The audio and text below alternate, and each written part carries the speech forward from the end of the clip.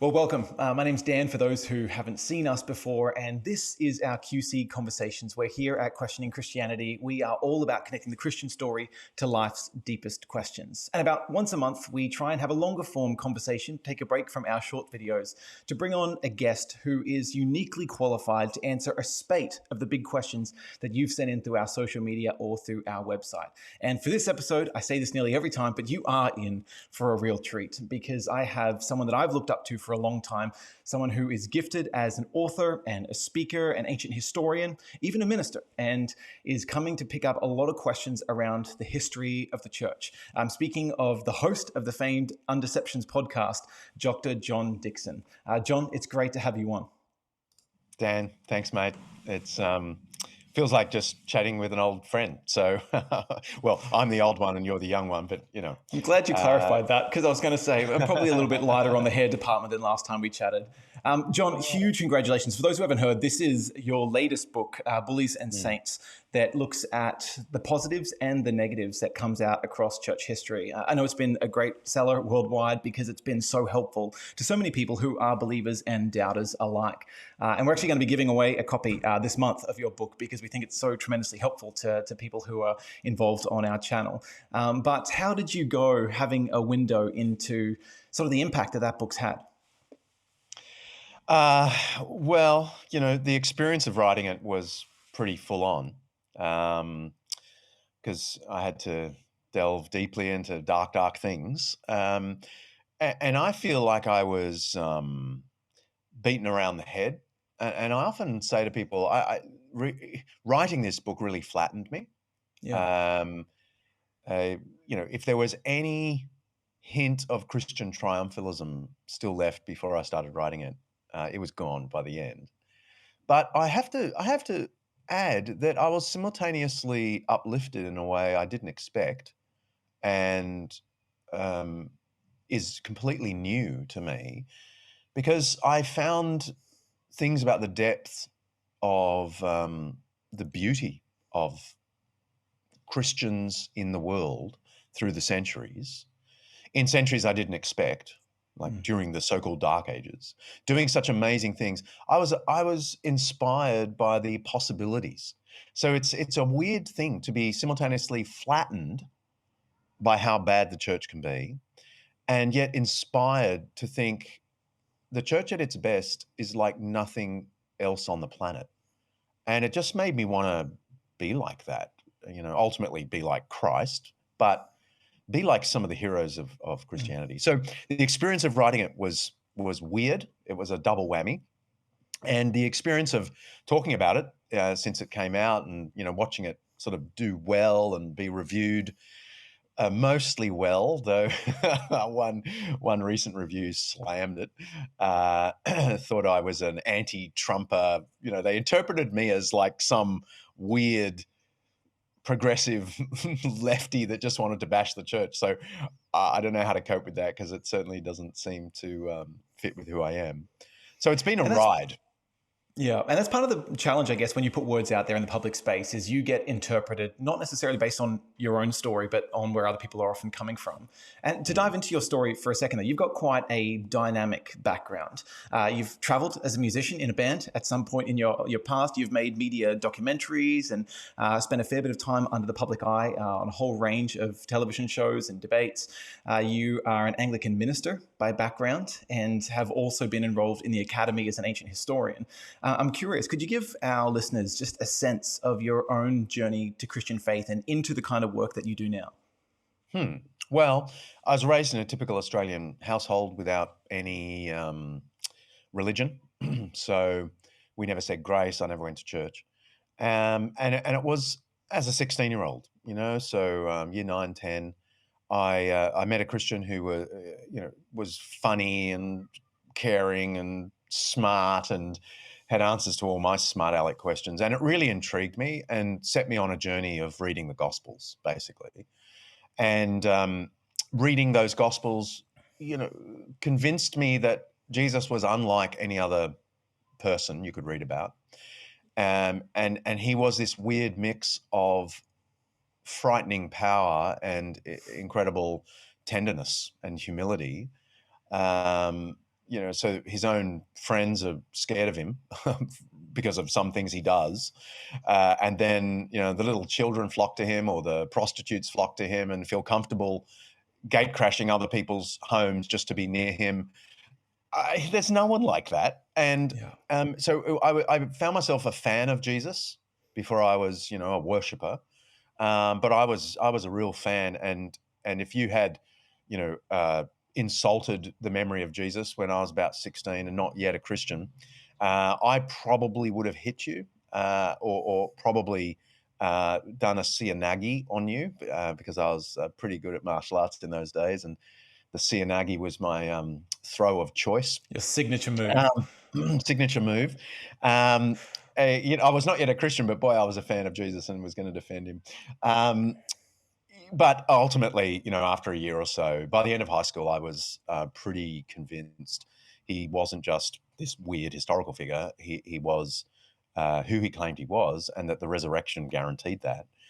And I just wanted everyone to discover it. I didn't know there was a thing called evangelism. No one had told me that. I'm kind of thankful. I never knew there were courses you could do to train you to be an evangelist. It's like I was sort of blissfully unaware. I just thought, I wanted people to know about Brian Robson, the captain for Manchester United in those days, and Bono, the lead singer of U2.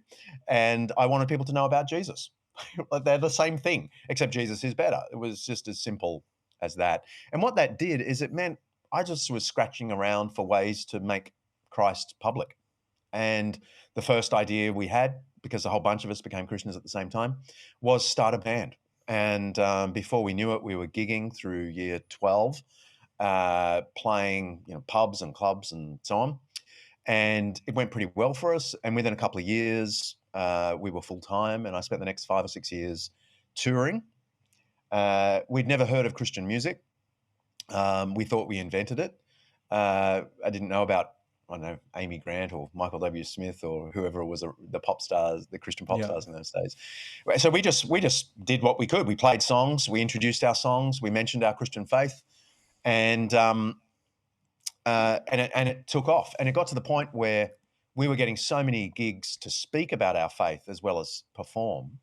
I realized I didn't know enough about philosophy and history and theology and the Bible to have this platform. So we disbanded, and a bunch of us from the band went and did our first degree. Went into Moore College, did a degree in theology. It nearly killed us. We went from touring the world with our best friends playing music to learning ancient Greek, and I really not the struggled. same. I really struggled. Surprisingly, I didn't struggle academically. I had no idea that I was, that I could do well academically, but I did. And that just opened up the whole academic thing. So I enrolled in a master's and then a PhD, and transferred over to a ancient history department where I completed that. And somewhere in there, I started writing books, but not because I thought I was a writer, but because I just looked around and there weren't books to help young people who were interested in Christianity pursue Christianity, at least not written by Australians. There was some American stuff that seemed tone deaf for the Australian context. So I just thought I'd write them. I just started writing. And I had a very good editor in Greg Clark, who years later helped me establish the Centre for Public Christianity. But he was the editor assigned to me by the publisher. And he sort of whipped me into shape. And I think I learned to write through Greg. And, before I knew it, I was not just singing, I was speaking and writing and doing academic stuff, and fell into church ministry as well with the Anglican Church. And, for me, it was all just about making Christ public. Mm. And then when I established the Centre for Public Christianity in 2007, that was just the outgrowth of wanting to make Christ public. And then starting Undeceptions was just the same thing, making Christ public. Although I've done a few different things, I feel like I've just done one thing and found all sorts of ways to do it. Yeah. And really helpfully, if I could say it that way. And for those who heard the mention of that Undeceptions and you haven't cottoned on to one of the worst kept secrets in the Christian world right now. Undeceptions is a phenomenal podcast and online library of resources that you can get. John's the host, interviews a range of wonderful scholars and real experts in the field as they dive into most of the big key questions that people are asking. What does Christianity have to say to this? Or some of the big barriers. So really go and download, subscribe, check out, and become a fully fledged follower of the Undeceptions. You'll be super enriched by that. If we could dive for a second a little bit more into your book, John, having a look in Bullies and Saints at some of the best and worst parts of Christian history, I can expect for both believers and doubters alike. Some people might expect that that would be a really bleak experience. Could you give maybe a window into something that surprised you in that whole experience? On the bleakness side or on the positive side? Maybe one of each. I was surprised to. There's a great myth that Constantine changed everything and ruined everything. And it's really people who don't know the sources think that. So people think that Emperor Constantine, the first Christian emperor, suddenly made the empire Christian and forced every pagan out of the empire. And that's just not true. Constantine had a pretty enlightened view for a Roman emperor about religious freedom. But later that century, so at the back half of the 4th century instead of the beginning of the 4th century, Christians did start to flex their muscles and they did become bullies. And it took 60 years after Constantine for that to really happen, but it really did happen. And I think part of it was a panic because after Constantine, there was an emperor called Julian who tried to reverse all the gains and tried to make the empire unchristian again. And he only reigned for 2 or 3 years, from 361 to 363. And the Christians after Julian really said, never again. And they started to really clamor for power. And they really started to persecute pagans and started to shut down the pagan temples. And so for me, one of the most depressing things from history was the way the church panicked at the thought of the loss of power and exaggerated their kind of sidelining of alternative views. That was sad to watch. But I would suggest that probably the saddest thing in church history isn't that or the Crusades or the Inquisitions, the usual candidates, but the child sexual abuse scandals of the 1990s and early 2000s and the cover-up of the church. I suspect 200 years from now, people will look back on that period, that sort of 60-year period, from the abuse, which is really gets going in the 1960s, 70s, and then is discovered in the 90s, and the church is still dealing with it. They'll view that period the way we view the Inquisitions and and all the other stuff. But you want a positive one? Oh my goodness, there's so many, brother. What can I do? Basil the Great in the 370s, starting the first public hospital, a massive project. It was so successful that within about 100 years, it was part of the bishop's role, an actual official role of a bishop to make sure there was a hospital in their diocese. And what that meant is within 300 or 400 years, there were literally thousands of hospitals around Europe, entirely because of the church. The church gave the world the public hospital. And I'm gonna throw in Alcuin of York in the 8th century, the smartest man in the world. In fact, that's what they called him, the most learned man anywhere in the world, who was a devout believer and was absolutely committed to seeing the young boys and girls educated in the 7 liberal arts. So they actually studied arithmetic and geometry and astronomy and rhetoric and grammar, and then eventually they would learn natural philosophy and theology and law. And again, we got the public school because Alcuin of York had this bright idea. It's interesting, like that takes place under the so-called timing of the Dark Ages, and just how much of a misnomer that ends up being on review. Thanks for those little tasters. For those who haven't read your book yet, all of that's in there. So that's a small little window of some of the best and the worst that they can get. Should Christians be ashamed of church history? I can't see how you, if you really know the facts, can't see how you wouldn't be ashamed. Um, I'd be reading some primary text about, some Christian justifying the burning down of a Jewish synagogue at the end of the 4th century. And I'm thinking of a particular letter of Saint Ambrose, so-called Saint Ambrose, one of the greatest Christian figures, approved the burning down of a Jewish synagogue. And how can you uh, read that and not be ashamed? And what's more, the emperor said the Christians of this town should rebuild the synagogue, and Ambrose said, "No way, we're not spending our money on building a synagogue of Satan." It's like, what? So yes, I'm ashamed because that's my team. Mm. Ambrose was the great defender of orthodoxy against Arianism and wrote hymns and poems and, just was wonderful theologically, but did the most awful things. And in fact, wind forward to Martin Luther, one of our greatest heroes, the rediscoverer of grace and salvation through faith, in the Protestant Reformation.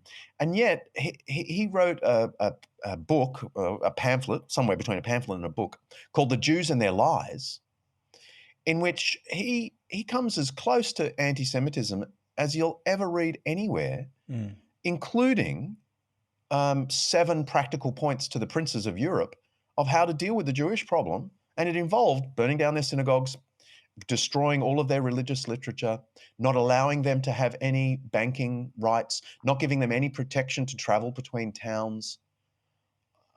This It's is Martin awful, isn't it? Luther. Martin Luther. So if you're not ashamed, if you're a Christian and you're not ashamed of some aspects of church history, you haven't read widely Yeah. enough.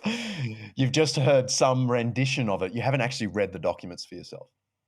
You made an interesting point there about saying this is my team, and being able to take on some of that responsibility to try and undo what has been done under the name of Jesus. Do you want to speak to that? Because I feel like that has a fair bit to do with a whole range of other social horizontal application right now. Well, it is my team. And I can't make the sneaky move of saying, "Oh, the Crusades, that was the Catholics." We Protestants weren't doing that. Okay, but we had Martin Luther, who said that about the Jews, and boy oh boy, the Protestants sure got killing people pretty quickly. So my view is own it all, and it was Jesus who said, "Take the log out of your eye," and he was talking to his Mm. disciples. He says, "Don't look at the speck in someone else's eye. Look at the log in yours." And I think that's a really interesting. I mean, it's an interesting analogy that must have come from his carpentry background, right? Because he Yeah. must have oftentimes had specks in his eye. And you know what it's like when you get something in your eye. It could be a tiniest little microscopic thing in your eye. It feels like a log. Like something in your eye, when it's in your eye, looms large, Yeah. right? Much larger than if I see something in your eye. Okay, that it just seems tiny. And I think his point is our own wrongdoing should feel greater uh, than the sins of other people. And Mm. that sort of undergirds my approach to Christian history and to this book. It's an exercise in experiencing the log, the plank in my eye, and you know, accepting that it's there and hopefully taking it out, and being harsher on my own sins, the church's sins, than the sins of the world. Mhm. One of our listeners, Grant, asked if this high and low point, this sort of awareness of church history that your book really speaks to, what value does that have for both Christians and either newcomers to Christianity or people who believe some other secular or religious story? Why should they read a book like yours? What are they going to walk away with? Well, I think the Christian will feel simultaneously flattened and hopefully inspired by the possibilities. The person who's not yet a believer, I think they'll find a lot of confirmation of their worst fears that religion can be a powerful force for evil. I hope they also come away with the sense, actually, that when the church is hateful, they're clearly not following Christ. Anyone can tell at 100 paces that a hateful Christian isn't Christian enough. I mean, the problem with a hateful Christian isn't their Christianity, obviously. I mean, it's the very phenomenon of criticizing the church is a very Christian thing to do. Because by what judgment are we criticizing the church? We're criticizing the church on the basis of the teachings of Jesus. Because Yep. everyone knows Jesus said, love your enemy, do good to those who hate you, pray for those who mistreat you. And here are this church hating people. The wider world is right to say, you guys are such hypocrites. You name Christ, but look what Christ said you ought to do. So in a way, the person who's not a believer is paying us a compliment when they point out our wrongdoing. And what I hope the reader discovers is that this tradition of being open and honest about Christian failings goes right back to the teaching of Jesus and is actually gives you an insight into what Christianity actually teaches, that we're all fallen and that the love of God can nonetheless pick us up, clean us up and send us out in a mode of love. And the reader will discover incredible examples of love in action in every century of church history. Every century. I am not saying Christians sometimes did good but it was mostly bad. I'm saying they mostly did good. They mostly pursued the way of love in every century. But in every century there were also examples of terrible hate. And I hope that every reader, whether they believe or not, will be able to ask the question, not the question, has the church participated in all that is horrible in human nature? Because the answer to that is yeah, obviously. The real interesting question is, what is the unique contribution of Christianity to our world? And anyone who asks that honestly knows it isn't warfare or torture. The Romans were doing warfare and torture really well before the Christians came along. They're common to humanity. What is uncommon is starting hospitals, is promoting schools for everyone, making love the center of ethics. These were not present in Greece and Rome and Egypt and Babylon, let alone Saxony and Gaul, right? These are the contributions of Christianity to our world. Super helpful insights. I remember hearing the late Christopher Hitchens. I mean, he had the subtitle of his book, God is Not Great, How Religion Poisons Everything. What would you say to those people who think that Christianity has been a net loss to civilization as a whole?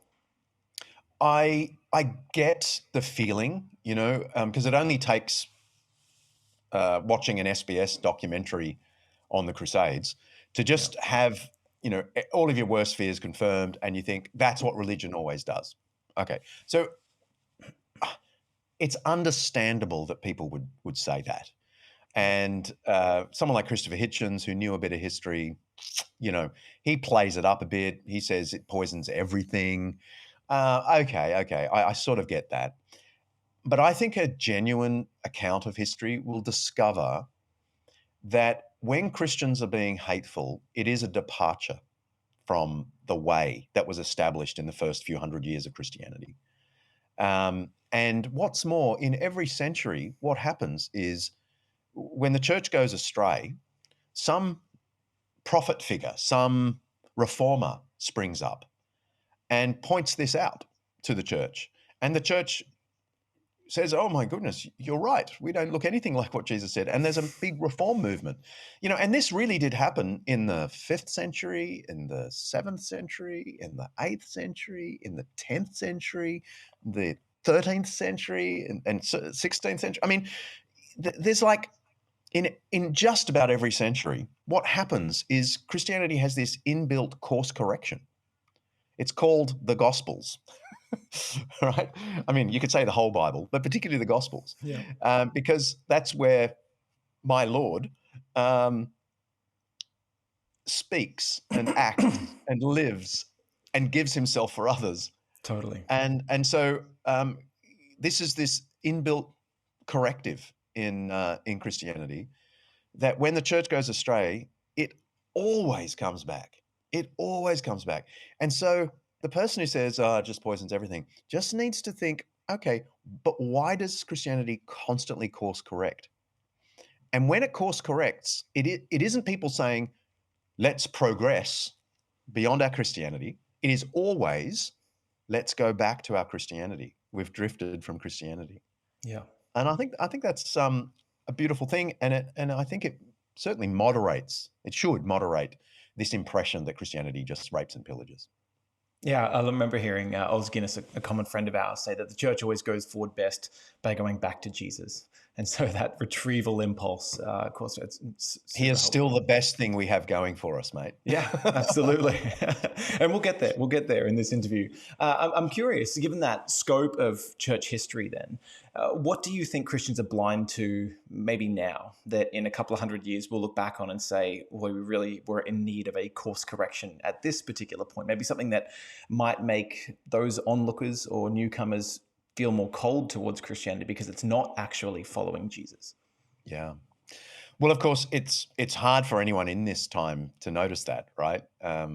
Because hindsight is 2020 Yeah. vision, and if it's almost by definition, how could I know what our blind spots are? But I will say that this is the overwhelming feeling I get from studying history. The overwhelming feeling isn't, oh, how could those crusaders possibly do what they did, right? It's more, man, I wonder what my blind spots are, because they obviously loved Christ, because I have their letters. They loved Christ, Yeah. and they thought they were doing this for Christ, and for their fellow brothers and sisters. But and actually, I mean, just to throw in a caveat, I I have a weird view. I actually think the Crusades, the First Crusade anyway, can be justified on moral grounds. I do think it was an attempt to recover back lands that had been destroyed by um, Muslim armies, and it was an attempt to not just win the lands back, but protect Eastern Christians from further encroachments from Islamic armies. The problem is, having established a just war, they then conducted it Unjustly. contrary to unjustly, contrary to all the principles of just war, slaughtering innocents, men, women, children, and so on. Okay, so I have a funny view about the Crusades that doesn't please anyone. Um, but my point is, the instant thought I have now isn't how could they do that. It's what is my blind spot today? And you asked me directly, what might that be? The only things I can come up with, um, I suspect our materialism um, goes pretty unnoticed. And I include my own materialism in this, because this is something that wasn't a common feature of the church. Like throughout every period of the church, wealth was sort of looked down on. They were, I mean, I don't want to say they were all sort of lefties, but even the most conservative Christians throughout history were scathing against the wealth who walked past the poor. So that is not something we can accuse the ancient church of, or even the church of the Middle Ages, at least not for long periods. But here we are in the 20th, 21st century with a long period in evangelical Western Christianity that is captivated by wealth and comfort and the show Yeah. and celebrity culture. Surely, 100 years from now, Christians will look back on us and wonder if we were really Christians. The way we look back on the Inquisitors and think, surely they weren't Christians. Yeah. Well, I think people might have that view of us. So I want to be generous to the Yeah. Inquisitors, actually, because I sure hope 100 years from now they're generous People will be to generous to us in return. convicts. 100%.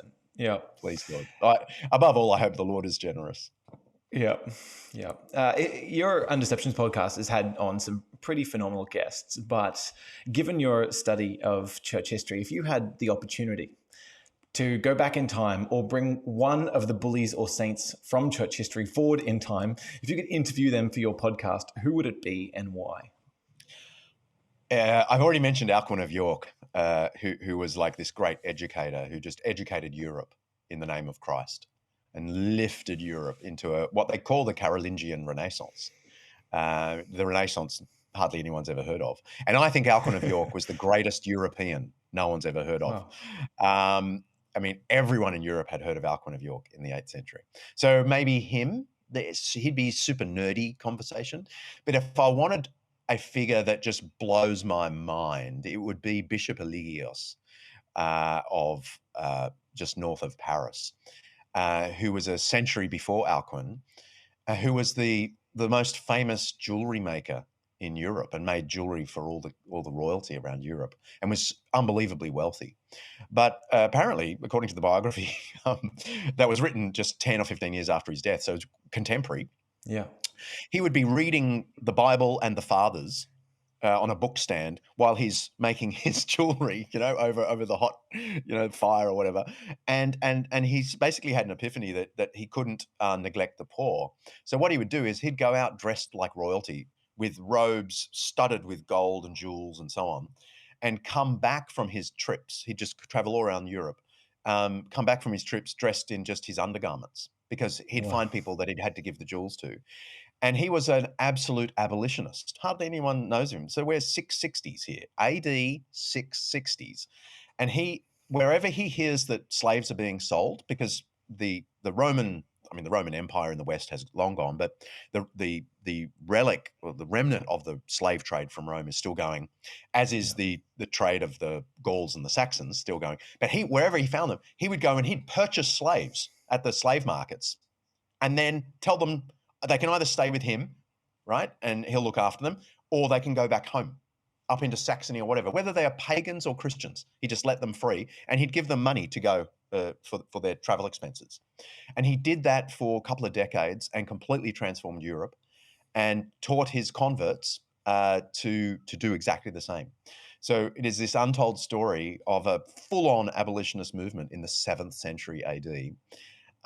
Man, I'd love to have him. I think I'd be scared of him because I think he'd look You at might walk out with less clothes on than you started with. this piece of silver around my neck, and he might go, "Why are you wearing silver when I see poor people out there?"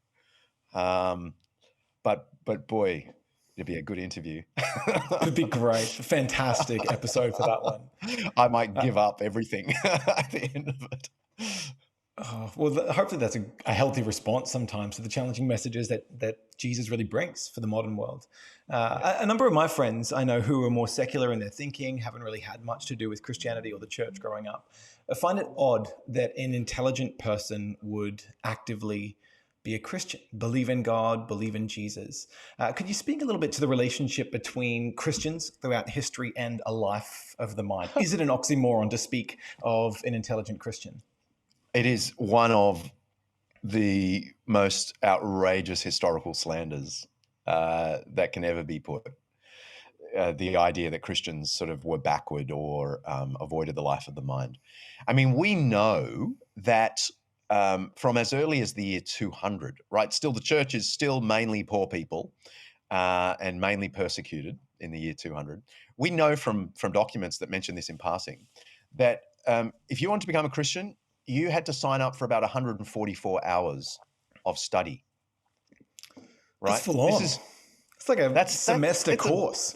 It's a serious amount of study. I mean, it's well over a semester course because then you'd have to do some memorizing and stuff outside of the classes. And there was a fast track version. You could do that 144 over 3 years, but there was a fast track version. You could do it all in 7 weeks, in the 7 weeks building up to Easter.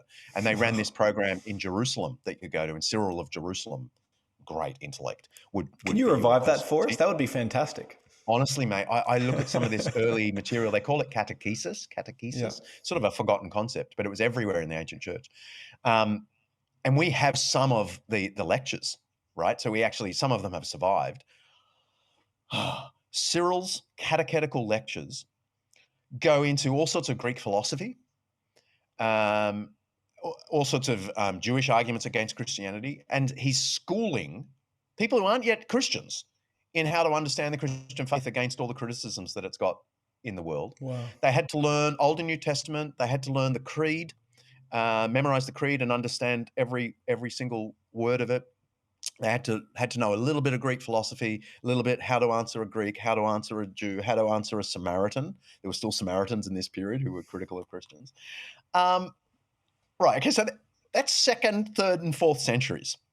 By the time Christians have anything like power or status in the mid fourth century through to the fifth, sixth centuries, they were everywhere. We know that there were Christians who were the already full-on professors of the great secular academies.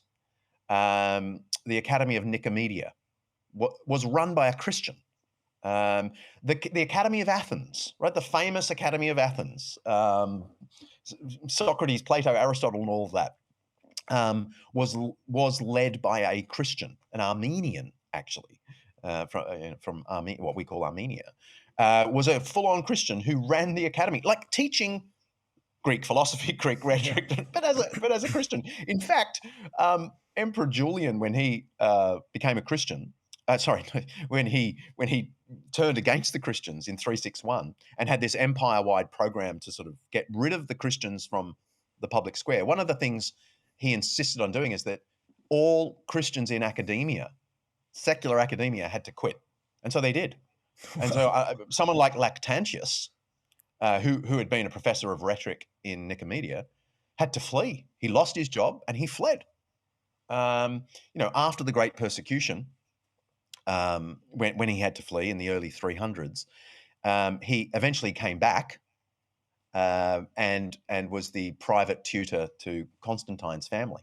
Yeah. Right. So he got a gig again. Good on him, and wrote, and we have his stuff. Okay. Now we're still in the fourth century, but if we start pushing forward into the fifth, sixth, seventh centuries, we start meeting figures who were fluent in Latin and Greek, who knew Plato, who knew some parts of Aristotle. Some of Aristotle had been lost. Cicero, Seneca. I could keep listing ancient pagan Greek and Roman writers that were being studied by Christians in the 6th, 7th, 8th centuries. That would just blow your mind. These people studied more ancient Greek and Latin texts than I have ever read as someone with a PhD in classics, in ancient history. Right, and then Alcuin comes along in the 8th century and says, we will learn all this, and insist that they all learn it. I could go on. Anyway, so my translating point is, that down to the masses as well. It's not just for a few elite. It's to how do we help lift the intellectual life of the mind for people everywhere. Yeah, the Christian view was that we should find the academically gifted poor as well, and release them. So cool. And of course, this is the origin of the universities. The cathedral schools, which Alcuin basically invented, so that by the end of his tenure, so the end of the 8th century, so 790s, there are hundreds of schools throughout Europe, and these become the beginnings of what will end up being the great universities of the 11th, 12th, 13th centuries, and the rest is history. Man, that's cool. It's amazing to see how so many of the myths that tend to be propagated today and widely believed, when you match them against the history, it just doesn't stack up. Like you said, it's a slander against the truth. Some things that do stack up. You've got a number of criticisms of bullies in your book, of dark deeds that are exposed within the church. And over the past few years, there's been a seemingly endless array of Christian leaders whose dark secrets have been exposed. What do you make of this phenomenon at our cultural moment? And particularly, what might you say to those who have become disillusioned with Christianity and the church because of Christians behaving badly? I totally get it. I totally understand. I mean, we pin our hopes on some of these Christian leaders and find out that they're fraudulent in their pursuit of wrongdoing and their own cover-ups. And it is really flattening. You find yourself thinking, is Christianity even true? If it can't even, that's a person that we all looked up to. And look what they were doing over years. Maybe the whole thing's made up. I get that. It is a psychological response, and a totally understandable psychological response. The reality is, though, that it's exacerbated in our culture precisely because we have this celebrity approach. Like some of these hyper gifted people, we so put them on a pedestal in a in a way that is quite new, and it's partly because of modern media that we're able to do this. We're able to have churches of 20,000, have audio and video of these great people, and so everyone admires them. And so when they fall, it's spectacular, right? And the ripple is massive. Even though if you stop and think about it, if you stop and think, well, but how many pastors just doing the good old fashioned work fall? It's a tiny, tiny percentage. And so if you just counted these great ones that we've put up on pedestals as one, it's one in 5,000, right? That really spectacularly and fraudulently fall in that way. And I guess that's the thing I'd say to the person who has this understandable psychological response to give up on the faith. I'd just say, but don't you think part of the reason it's having such an impact is that our culture put that person in that pedestal Yeah. position, and we revered them in a way that is so worldly. And they took that praise and they took that pedestal and worked it as well. So we're all in this together, and that's what causes the devastation. Mm. But that devastation isn't happening in the average local church. And the thing I always remind myself of is the local church is where the action is. It isn't the heroes or villains of church history. Church history really is just the work of little local churches bumbling along, befriending, serving, proclaiming, and changing the world. Mm. That's where the action is. Appreciate the redirection of attention as someone who's walked through that personally over the last couple of years. It's super helpful. You're probably best known, not unlike some of that, though, in the sense that you've had a reasonably big following. You've had opportunity to sit in TV studios, to sit across from some of the figurehead atheists or secular thinkers of the day, to go head to head in the battle of ideas. And you're well known for your intellectual public advocacy of Jesus in that way. I wonder, for shifting gears, though, to more of the encountering God personally side of Christianity. I wonder if you might share, where were you in the world and what happened when you had your biggest spiritual experience, and what place does experience play in the Christian faith? I think my best experiences are just when I say morning prayer from the Anglican prayer book each morning. Card-carrying Anglican right there. Yeah. I just think, no better prayers have ever been composed in the English language. So I want to pray those prayers. But that's not really an answer to your question. That's just me being a card-carrying Anglican. Probably, two that are sort of a pair, I guess.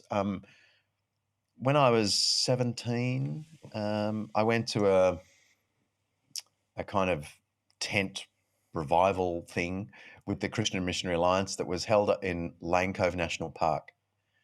And I remember walking out of the tent, hearing someone preaching, and walking over toward the rest of the park, in the dark, near the trees. And I had an overwhelming sense that God was calling me to reach a world that doesn't believe. I guess we'd say to be an evangelist. And I just had a conviction that that's what my life would be about as a 17-year-old without any experience doing anything. It was a conviction that I've never lost. So from that moment on, I couldn't do anything else in my life. I just knew I couldn't. But the pairing of it is the woman who was my scripture teacher at school, who first introduced me to Christianity as a 16-year-old, was there that night. I felt like I was called into ministry as a 17-year-old. But she died 4 years ago, and I led the funeral, and it was pretty it was pretty full on, hard to lead her funeral. But then we went to the crematorium, and the crematorium happened to be right near Lane Cove National Park, where this Wow. thing was from back when I was 17. So I pulled over and I got out of the car and I walked directly to the spot where I remembered this experience. And I had the experience again, just 4 years ago, of thinking, there is nothing I want to do with my life more than help people who don't believe see Jesus Christ. And yeah, it was cool. It was cool. It was like a real shot in the arm again from this tired, weary podcast. And it's a little bit like that in the sense that the experiences of God don't tend to come thick and fast every day to the same intensity. But there are things that carry you, and they are big boosts in the reality of God in the world and how he pierces the thin veil of our naturalistic assumptions sometimes.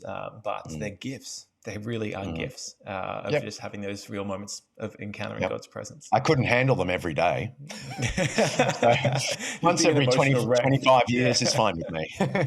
So you've probably got at least one more in you, John. If God willing. we can pray for God willing. longevity, God willing. Hey, if you'll permit me to speak to something pretty tender on your podcast on Deceptions, you beautifully chronicled the loss of a dear friend of yours, Ben, who died recently of cancer. And on behalf of so many of us who listened to those episodes where he shared and you shared and your reflections after his death, I just want to say thank you.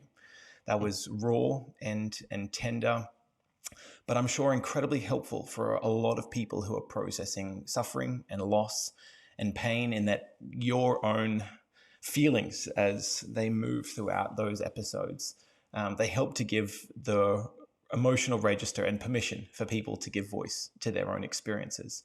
The problem of pain, something along the lines of why would a good God let these bad things happen, has often been framed as the biggest challenge to those who want to believe in Jesus. What do you think the Christian story says to those who are suffering? Yeah, well, I must say it was a genuine challenge. The care of Ben took place in our home for his last 6 months. And, then he died in our lounge room. And it was all sort of adrenaline and go, and a mission for those 6 months. And then when he was gone, I just carried on my ministry. I didn't take a break. I should have taken a break. But it really caught up with me. Maybe 6 months after he was gone. I don't think I grieved as well as I have encouraged people to grieve over the years. So I don't think I'm the expert on this. Certainly not on the grieving process. I stupidly just kept on working instead of take the time to grieve, and it creeps up on you and it whacks you over the head, and it did for me. And I've found myself sometimes really shouting at God, and the great thing is, I knew I was allowed to, because the Psalms are full of my God, why have you forsaken me? And I knew that God knows what pain is, because he in Christ experienced rejection, physical torture, final breath. So this is the God that if I'm honest with you, and I don't know if I should be saying this, but it is Dan Patterson, my mate, I actually found myself swearing at God. It's really weird. And I sort of felt okay about it.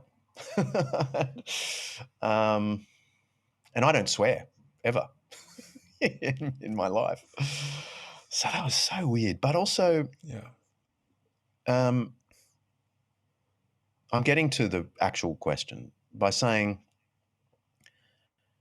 only Christianity gives you a God that you can shout and swear at and know that he's totally cool with it, because the Psalms are full of that same anguish and anger pointed at God. And this God alone of all the gods that might be proposed is a God who knows suffering. And so it's very, I'm not going to say comforting in the sort of trivial sense. It's very cathartic to know that the God on the other end isn't going to accuse you of blasphemy for having that response to him. But the other side of the equation is I watched Ben die right through to those final moments with the most incredible hope that all things will be well. Ultimately, that God, that we're in a story. We're in the sort of the tension, dramatic, sad part of a novel. Mm. And just as with our best novels, those terrible, tense, dark parts are actually part of what makes the glorious conclusion better than if the novel was just this one tone. So Ben died knowing absolutely that there's an ending to this novel, and it's glorious, and it will be full of applause and praise and joy. And watching Ben die with that was very confronting to me. And that's the other side of the equation, not just shouting at God, but knowing that no matter how dark this is, I believe in a God who will make all things well. Mm. And my proof of this is the resurrection of Jesus Christ. Mm. It's not just pie in the sky when you die. The resurrection of Jesus in history is the thing that says, no matter how dark, no matter how deadly, there will be joy. And the story will be all the better for having gone to the cross in light of the resurrection. Mm. So if it is true, and that this is the punchline, I guess, of the whole of Christianity, if Christianity is true, then God can make it up to all of us somehow. I don't know how, but I believe he can. I believe Mm. there's a death and resurrection for this world. And in that moment, it won't be about philosophical arguments concerning God and suffering. It will be that God has shown us that we have been in the best story with all of the darkness and valleys and tension, that it is all the more glorious in the end for all the world. Thanks. Thank you. I don't know if you remember that cheesy scene at the end of The Lord of the Rings where Frodo wakes up on a bed and one by one, all the different characters from the story come in, and there is this rapturous laughter that kind of takes over in the room. I wonder, that has to be maybe not the best cinematography in that moment, but at least a foretaste of what that experience may be. Really, thank you. Thank you for speaking to the soul. John, we're going to close this out. Thanks heaps for being a part of fielding so many questions around church history, around your book. It's been a gift, around your podcast. I really hope people all jump on there. To finish this out, where can people go to be able to find out more about you and what you're up to, including your soon-to-be departure from Australian shores to join ranks over in the US at Wheaton College? Where can people follow what you get up to? I guess just undeceptions.com would be the simplest. Cool. And they can get all the different links to social media stuff and from podcasts from there. What would be your parting message to anyone who's considering whether Christianity is worth believing, whether with their head or their heart?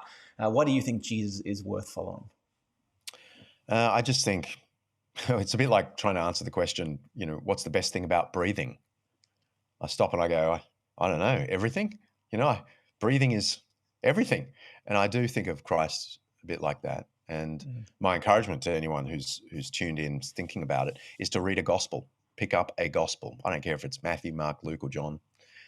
Pick it up and go face to face with this person and make your assessment of him, because he sells himself And he is certainly the best thing Christians have going for them. Perhaps the only really good thing Christians have going for them is Jesus Christ. Yeah. Well, thanks so much, John. It's been great having you on today. Thanks, mate. No worries. Well, if you've appreciated the tone of this conversation, it would be great for you to jump to undeceptions.com and make sure you jump onto John's podcast, watch all of their back catalog. It's fantastic. But also here at Questioning Christianity, we love connecting the Christian story to life's deepest questions. Short videos, these longer form conversations. Please do subscribe to the YouTube, click the bell for notifications, and check out what we do on social media, where we help to break down these big ideas down into more manageable infographics and slides. But for now, thanks for tuning in, and we'll see you again soon. Dan here from Questioning Christianity. Thanks so much for checking us out. We are all about helping you connect the Christian story to life's deepest questions. So if you're enjoying the content, make sure you subscribe and click the bell on YouTube, and then go ahead and follow us on socials.